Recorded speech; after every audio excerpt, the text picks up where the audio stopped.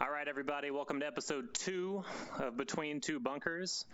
Today we have our buddies from the VRML here. We have Noman and Sleepy. These guys are longtime VRML veterans, admins. They run the thing, they know the thing, so we'll be able to talk a little bit about what VRML is and how Snapshot is going to be hopefully a part of that for a while to come. So welcome, guys. You want to give a quick intro?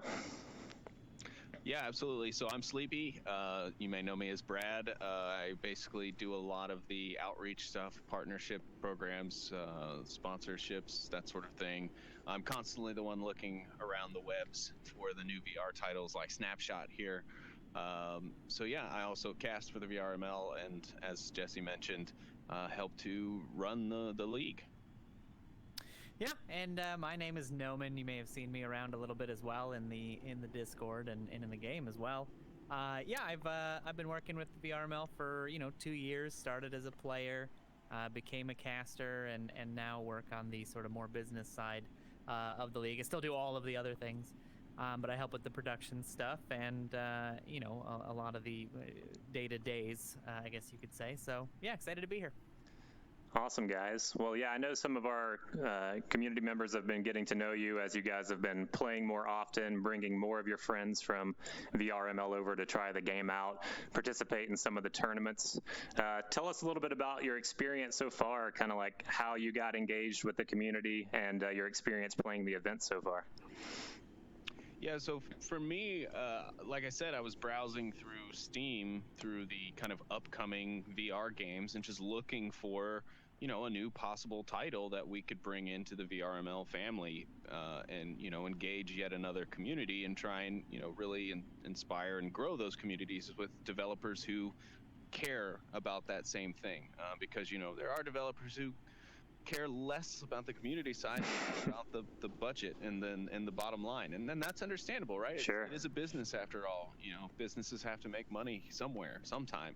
But yeah, I was browsing through the upcoming VR titles, and I happened to notice Snapshot, and took a look through the Steam page there, and noticed it wasn't yet on Steam, but it was on Viveport. And then so I joined the Discord and started asking some questions and stuff.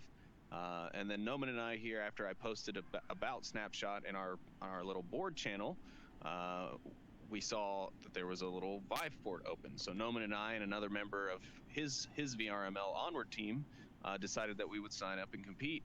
And that was our first kind of exposure to it. And, we went into it as like completely new players. Right. And it was fantastic. It was super fun, high action, high energy the whole day. And I mean, we were blown away by how well we did, but yeah, it's been fun ever since. We've done multiple since then, but yeah, no, it was. I think what really struck a chord with me wasn't just the gameplay; it was the community, the people that had been playing in it for a while, whether they were really good or whether they were new. We had a good experience with everybody we played against, and it was like a total blast. It had been a long time since we had that kind of fun, in any kind of VR title, especially coming into it with no real experience or knowledge. I definitely myself, I've only gone paintballing, once or twice, so a lot of this was new to me, and it was pretty awesome. Yeah, man. I think there's definitely something worth talking to there about how well your teams have been able to do in these first 2 events.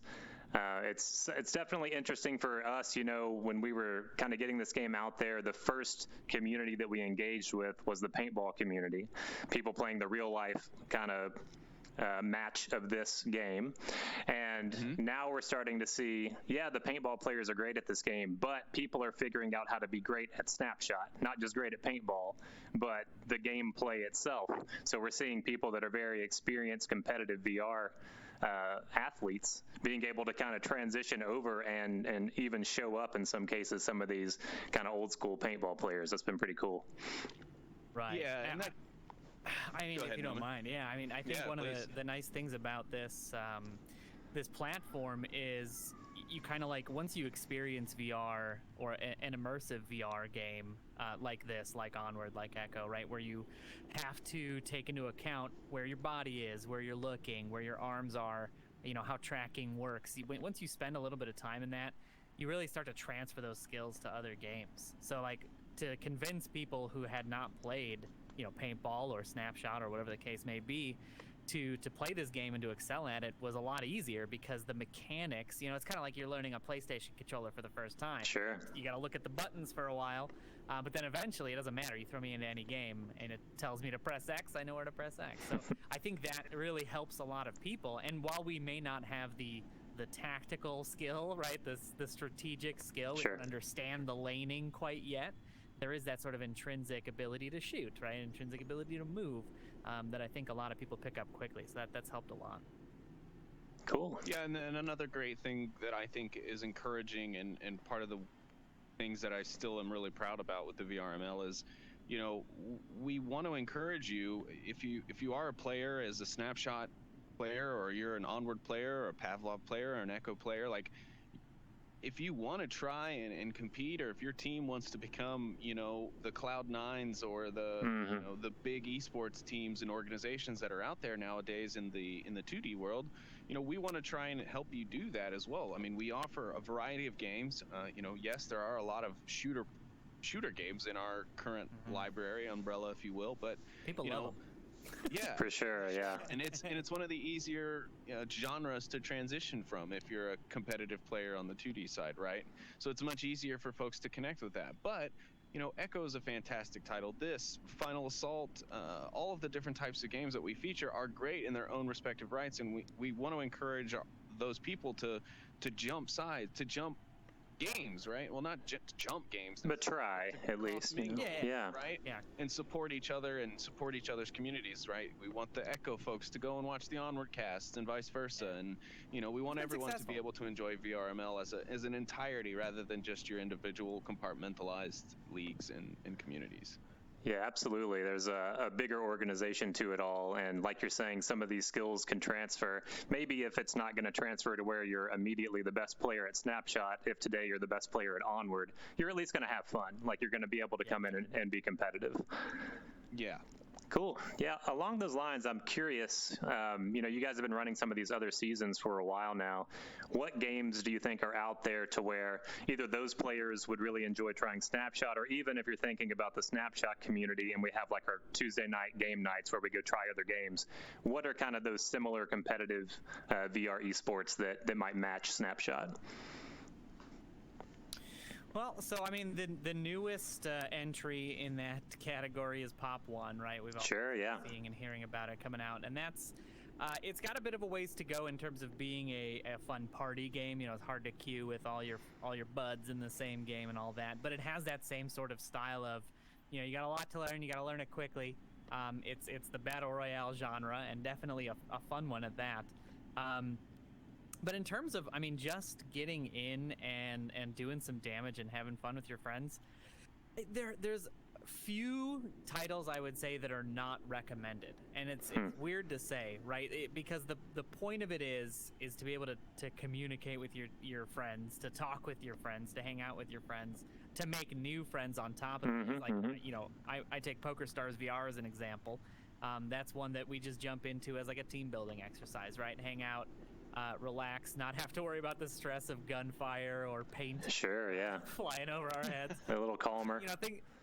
Things like that I think are huge for people to take a breath every now and again. Like, you can only play so much Snapshot. You can only play so much Onward. And there's just something to be said for taking a little bit of time and exploring other options. I don't know that many esports titles because I play, competitively in at least a couple of them. So for me, like, that's not my idea of a Monday night. I want something else a little bit more chill. But for me, the making friends and the talking to people and the having interesting engagements outside of just a shooting game has been really the highest recommendation. Maybe Sleepy's got a better one than me. Yeah, the instantaneous connection and recommendation to anyone who might want to try Snapshot would obviously be an FPS, because it very clearly has FPS aspects to it, right? We got guns, we can shoot them. We have enemies, we need to take them out, or we have an objective to accomplish, with the button in either home's base there. So obviously those are the instant connections. You can easily say, like, if you're into FPS, if you're into competitive squad-based type play, it's easy to connect to Snapshot, and I think that's what Noman and myself were able to connect to quite quickly, as we were both onward players, and both just enjoy FPS and squad-based communicating tactics, that sort of thing. But I think the Echo Arena, there's something for everyone here, right? Like, sure. I think Echo Arena can get a great time out of it, because like their game, it's also very fast paced. Right. It's not slow. It gets the heart rate up. You're moving around a lot, especially as you're ducking all these paint streams, and you're trying to just kind of angle and peek out of these different barriers, so you try and get your shots in. So there's a lot of challenge. And like Echo, it's one of those games with simple mechanics, and it's easy to learn but hard to master, right? Exactly. So yeah. There's that connection there as well. So there's a little bit of something for everyone, except maybe an RTS person, because there's not quite any RTS aspects, unless we add some straps. There's a good bit of there you go. There's a good bit of punching in it, yeah. Yeah, maybe if I could bop somebody on the head, that would make more of a connection. Yeah, we'll put it in the backlog. It's a fun title. Good deal. Cool. Well, yeah, let's dive into a little bit about what this collaboration is going to look like. We've dropped some basic hints into the Discord. I think people know a preseason is coming. Let's talk about what a preseason is in the VRML and what that's going to look like for Snapshot. Yeah, absolutely. So a preseason with the VRML basically means we're very interested in working with your community and driving competitions and tournaments and seasons and things like that. But we still have some learning to do, not only about the game, but also about your community. What are you going to like? Because a part of the VRML that is very important is the community aspect and the community involvement in that. We want you to be able to come and say, I was a part of helping shape this league or this sport or this game, even as VRML tries to work closely with folks like you and your partner there at Giant Scam and sure. other developers as well. So it really is just our way of making sure that our rule sets are lining up. They feel good. It's good for competitive play. It's not creating any sort of problems. Or there's no glaring issues with it. It gives us a time to kind of go back, get feedback from the community after it's said and done, and say, okay, here's what happened. Tell us how we did. What could we do better? What could we do? What right. did we do well? Before we go into the official first seasons, where there's more on the line, more sure. risk. Yeah, it's I think a good way to summarize it would be like, it's a good way to make sure that the amount of resources we invest in these seasons is pretty high in terms of building assets and training casters and having the website up and running and functional and generating matches. And right. I mean, there's a lot of things that go on behind the scenes. And so we want to make sure we dial it in and that the community wants that, right? We don't want to have to do all this work and then the community says, no, there's a different method for us that would work better. So we want to make sure that people are interested in it, that they find it engaging, that they find it, at the core level, competitive. Sure. And then reevaluate it, right? Go back to the table, discuss what worked, what didn't work, and then come out hot on season 1 and have some really awesome games ready. So that's the base idea behind a preseason. Yeah, I think that's a great description. I know we've already, seen draft sets of the rules come to the community and seen some tweaks that we've made there. We've moved from the original 5v5 format down to the 3v3 format. That's going to let teams not be casual, but have a little bit more flexibility in making sure they have enough players to play week over week, get a little bit more team variety going in your schedule for the season. So I think, we're kind of getting started there, and it'll be really cool to see kind of as the preseason unfolds, what's the community seeing? What rules did we miss? What format should we be switching up? Are there new mechanics we need to add to the game to make it competitive?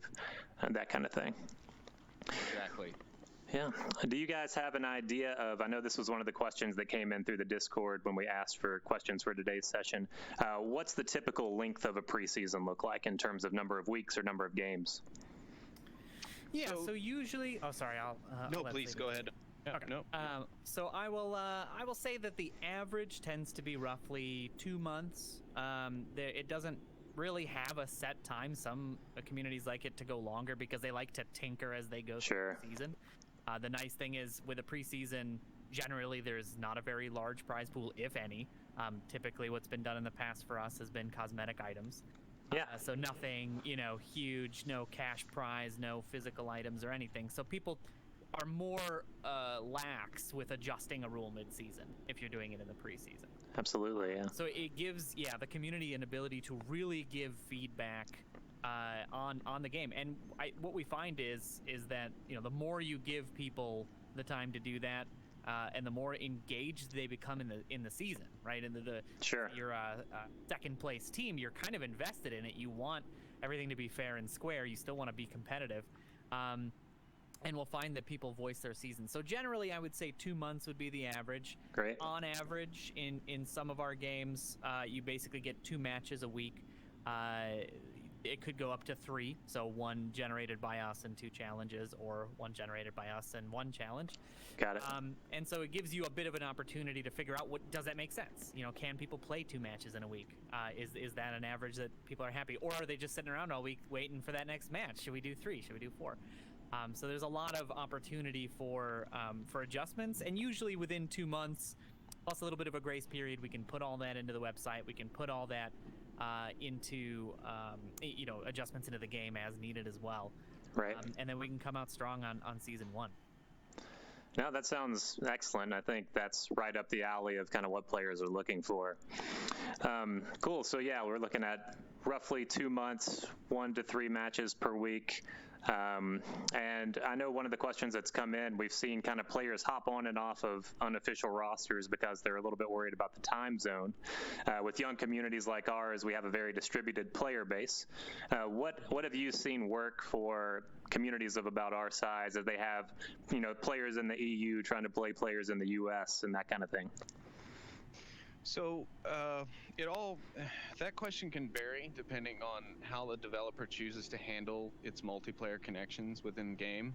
If being in EU and the west coast of the US is going to cause the game and its playability to be, absolutely unusable or unplayable, then obviously there's something that we have to do to accommodate that, whether Sure. it's to have some sort of a hosting system where we get a volunteer from the community to literally just, host the lobby and, sit in a spectate mode.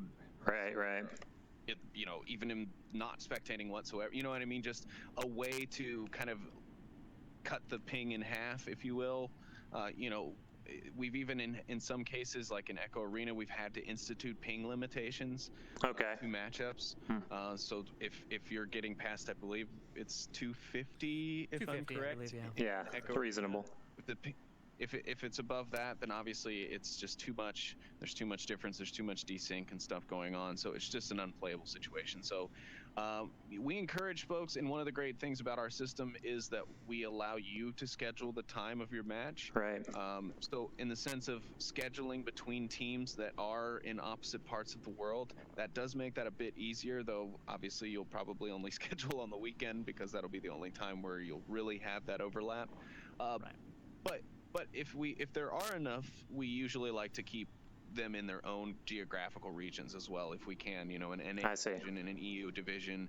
And then when the finals time comes around, depending again on how the game handles that multiplayer connection, we can either do individual divisional finals, or we can have everyone meet up in a cross-regional finals, like a world championship style, which is what we prefer to do, as that gives you, kind of that world leader. Sure, that worldwide leaderboard that you could really chase and follow over the season.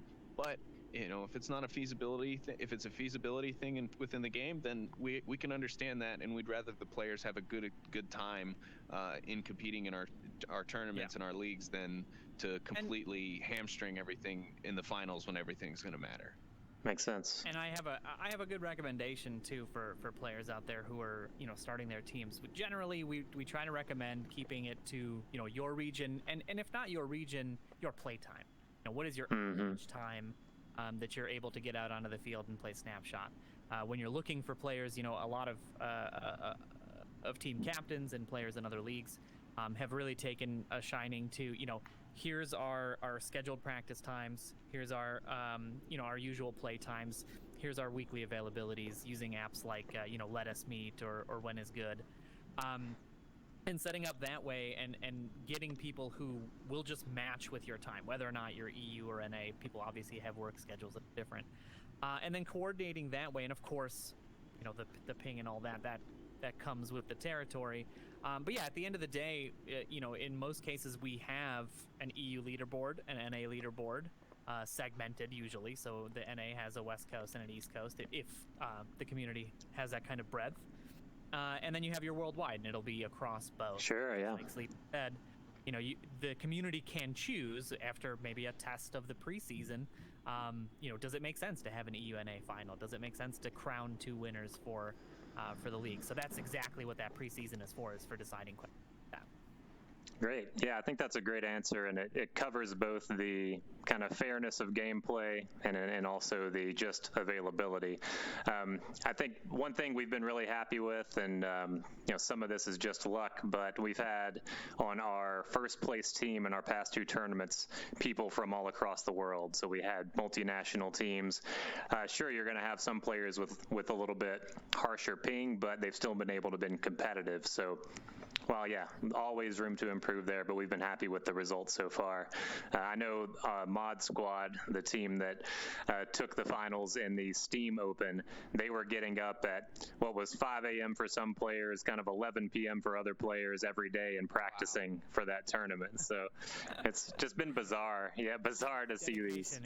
Yeah, these super dedicated players get in. But it's leading them to championships in these community events, so that's been cool to see. Absolutely, and we have teams like that in our other games, you know, like Global Chem and Onward, for example, or the Beginners, their EU equivalent.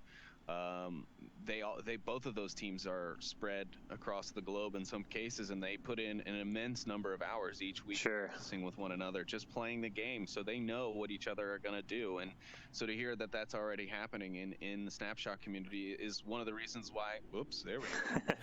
I keep doing that too. Keep turning. See you later, everyone.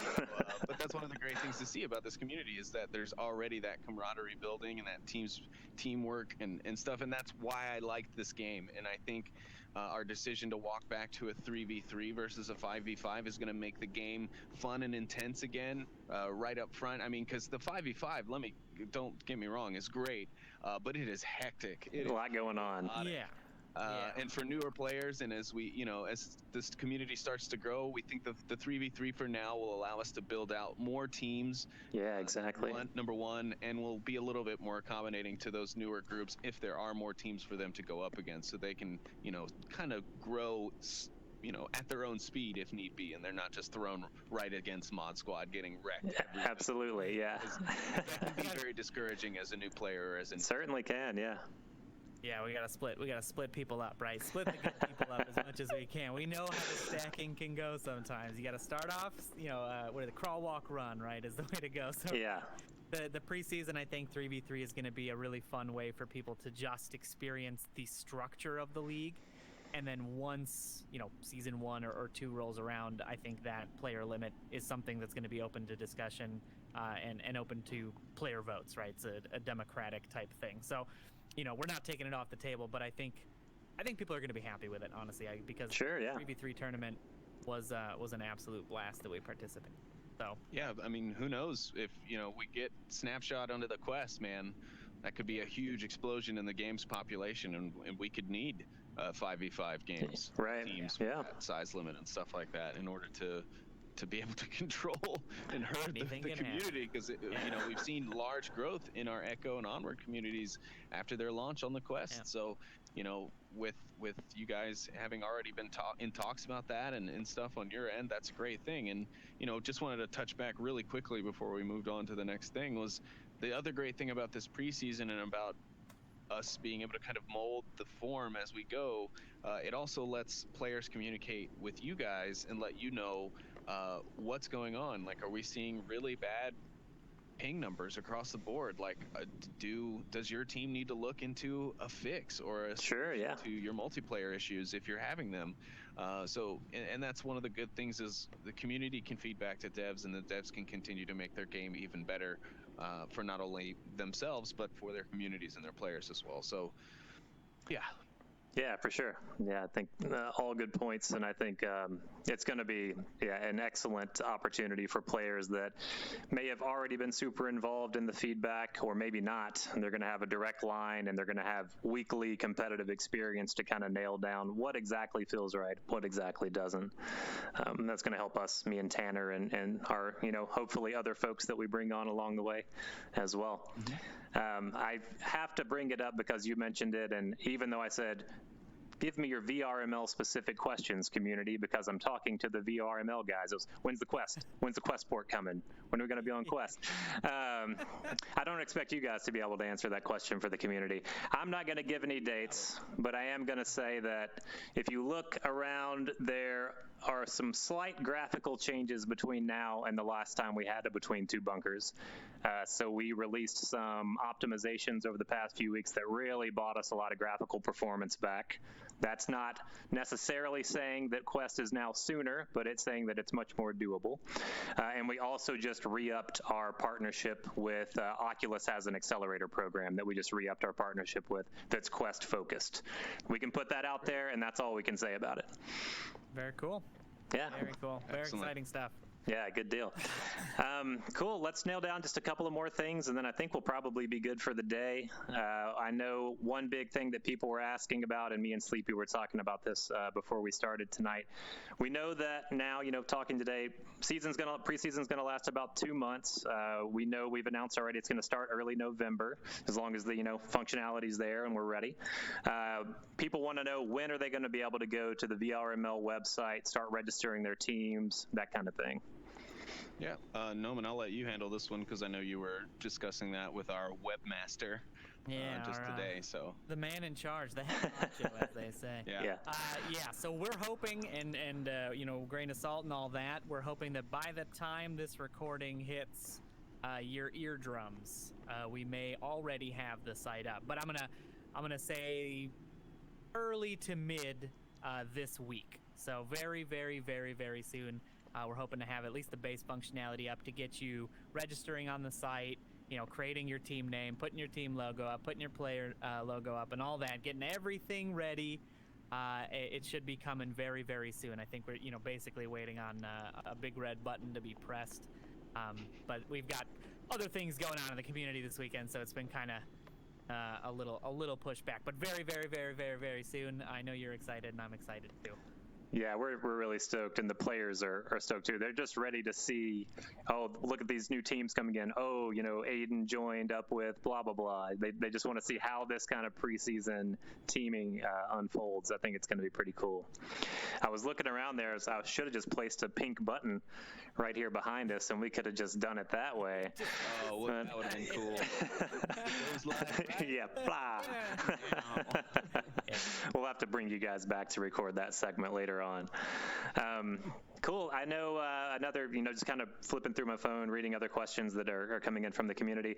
People care about prizes. I think you guys alluded to earlier, sometimes in preseason, we'll see something like a cosmetic. I'll say, you guys, of course, chime in as well. From the Giant Scam side, the Snapshot team, we'll be committing things like in-game badges, cosmetics, maybe some hats. We've done, golden guns, medals, that kind of thing for our events in the past. So we'll be going down that road. We're not going to commit to anything physical yet for the preseason. But what are you guys thinking as well? Yeah, so again, we typically try not to go too heavy into the prize pools for preseason stuff because, again, it's more about developing and molding the game and the format and the rule set. Exactly, yeah. To make sure that they fit and that they're right for the community. Make sure season length is right for the community. Make sure the type of championship events that we hold are right for the community. It's really more about that, again, that molding and that spreading of the community, getting that base built, that solid foundation built for us to be able to grow and expand from in the future. We'll be, going out to the community, looking for those of you who want to be broadcasters and exactly, yeah, and those of you who want to be spectating these matches and leading the broadcast on the VRML official Snapshot channels and things, and those of you who want to be moderators and basically be the admins of the Snapshot VRML.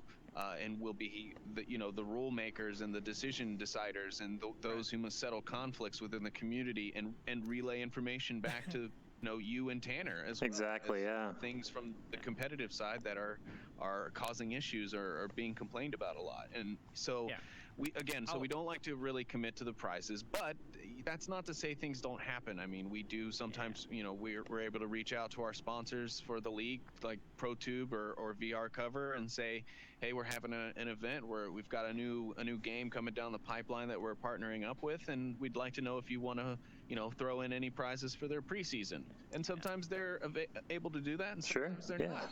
It happens. And so it's not necessarily always yes, we want to, or yes, we don't. But Nomi, go ahead. Yeah, no, I think the better way to sum up that answer is never say never. There you go. Right. The nice thing about the preseason is while everything's in progress on the Snapshot side and on the player side, it's also in progress on our side. So we'll kind of evaluate it. The reason we try not to commit early is, think of it this way: if the game or the league or the format or the rules end up not being competitive, it doesn't feel fair to reward a player or a team when it may not have been the level playing field that everybody wants. Sure, the game wasn't quite ready for that level of competition. Yeah, right. There's always the potential. So I think what we'll do is most likely reevaluate closer to the mid-season. Get a feel from the players of like, hey, are you guys feeling like you're in the right spot? Are you on the leaderboard where you believe you should be? And take that to heart. And then, who knows? There might be a sponsor that pops in, or maybe we'll give out a couple of gift cards. It'll come around just after the holiday season, so Yeah, exactly. Jingling around in the pocket. Who knows? A couple of gift cards for 4 people won't be too bad. So I will say stay tuned and keep us informed with your feedback. I mean, not just to Jesse. He's busy making the game. Trying. To your mods. Come to myself or Sleepy, who are in your Discord. Go ahead and tag us. I mean, I'm not too finicky when it comes to that. So let us know. If you feel like it's in an amazing spot, tell us that. If you feel like there's room for improvement, tell us that. It's all about you guys letting us know what's working, what's not working, and giving us the feedback, and we'll work off of that. So yeah, man. Stay tuned. Yeah, I love it. It's, as we've been saying since we first started talking, VRML is community driven. Sleepy, you talked about, who are going to be the mods, who are going to be the casters. Most of the community will play those roles, and you exactly. And the community obviously drives the feedback. It drives the feedback to VRML on the league structure, to me and Tanner on what's working, what's not working in the game. And this is really a partnership going forward. And that's why you see the VRML logos, behind us every now and then. It's part of it. So beautiful. Yeah, it makes me cry. I know. I never thought I'd live to see the day that we were even on a virtual stadium. I love it. Cool, guys. Well, I think that's all I got from my end. Anything else you guys want to add? No, we just hope that you guys will all be ready when the website goes live. Get those teams ready. Get those rosters filled up. Let's have a really awesome preseason and make Snapshot the huge success that it's showing the potential to have. I love that. Let's get these guys on the front page of the store as the most popular quest game out there. Yeah, and I've got 2 hopefully 2 full teams coming into the league. So I want you guys to give them both of those teams, whether or not I'm on it. I want you to give them hell. They got to go through the ringer. So I'm excited to play in and help set up and get all this going. And honestly, what are we even doing here? We got. I'm excited to cast it. Honestly. Yeah, me too. Honestly, I love casting. We're gonna show up for the casting. Sleepy and myself are casters in the league still. So. We're going to be seeing you in a lot of different ways in Snapshot. Hopefully you don't get sick of us too soon. But yeah, that's it from me. Cool, man. I love it. Thank you guys for taking the time. I know you have the Echo Arena charity event going on today. If by the time this comes out, there's still a way to donate, please make sure to do that. We can include links and stuff for that. But it means a lot to us. Thanks for working with us, and let's get ready for this preseason. All right. Thanks. Cool. All right. Here's a little digital high five. High five, baby. Boom. I almost broke my TV for that. Wow. Worth it. All right. See you guys next time. Cheers, bye, everyone. everybody.